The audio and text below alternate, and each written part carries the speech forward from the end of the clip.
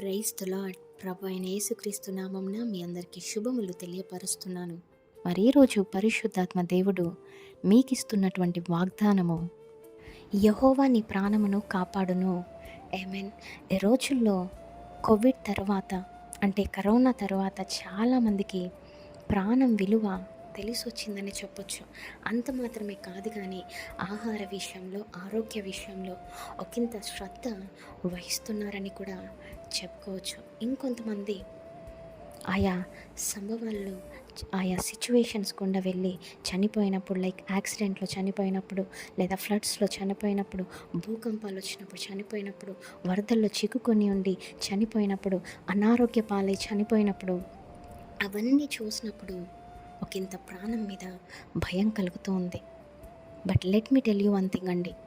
ఈరోజు నీ ప్రాణం కొరకు నీవు బాధపడుతున్నావో, లేదా భయపడుతున్నావో, ఎక్కువ ఆలోచిస్తూ ఉన్నావేమో, లేదా మరణ పడకల మీద ఉంటూ ఈ వీడియో చూస్తున్నావేమో, లేదా దీర్ఘకాలిక వ్యాధులతో నీవు బాధపడుతూ నా ప్రాణం ఏమైపోద్ది, నేను చనిపోతే నా కుటుంబం ఏమైపోద్ది అనేసి ఈరోజు నీవు బాధపడుతూ, భయపడుతూ, కృంగిపోయిన స్థితిలో ఉన్నావేమో.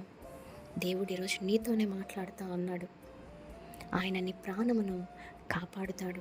ఆయన అకస్మాత్తుగా నీ ప్రాణాన్ని తీసేవాడు కాదు. మరి ఎందరైతే యథార్థముగా జీవిస్తున్నారో, దేవుని యందు భయభక్తులతో జీవిస్తున్నారో, అట్టి వారి ప్రాణమును దేవుడు ఎప్పుడు కూడా అకస్మాత్తుగా తీసుకోడండి. ఇన్ఫ్యాక్ట్ హిజ్కియాకు 15 సంవత్సరములు ఆయుష్నిచ్చిన దేవుడు. మరి ఈరోజు ఎంతమంది అయితే దీర్ఘకాలిక వ్యాధులతో బాధపడుతున్నారేమో, నీ ప్రాణం ఏమైపోతుంది అని మరణ పడకల మీద ఉంటూ బాధపడుతున్నారేమో, భయపడుతున్నారేమో, మీ ప్రాణాలు ఏమైపోతాయో అని.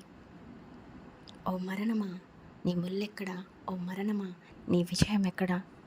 బైబిల్ గ్రంథంలో ఈ లేఖనం ఉంటుంది. అంత మాత్రమే కాదు, ఈరోజు ఏ యొక్క అపవాది నీ ప్రాణం గురించి నీకు భయపెడుతున్నాడో మరేం పర్వాలేదండి. దేవుడు మీకు దీర్ఘ ఆయుష్నే దయచేస్తాడు. మరి ముఖ్యంగా ఆయన బిడ్డలు ఎంతమంది అయితే ఆయనకిష్టమైన జీవితాన్ని జీవిస్తూ యథార్థంగా ప్రవర్తిస్తారో అటువంటి వారి ప్రాణము దేవుని యందు ఉంటుంది. అటువంటి వారిని దీర్ఘాయుష్తో ఆయన వారిని కాపాడుతాడు. ఈ వాగ్దానాన్ని ఎత్తిపట్టి ప్రార్థించండి, నమ్మండి, విశ్వసించండి. వాగ్దానం ఇచ్చినవాడు నమ్మదగిన దేవుడు. ఆమేన్. Praise the Lord. Have a great day.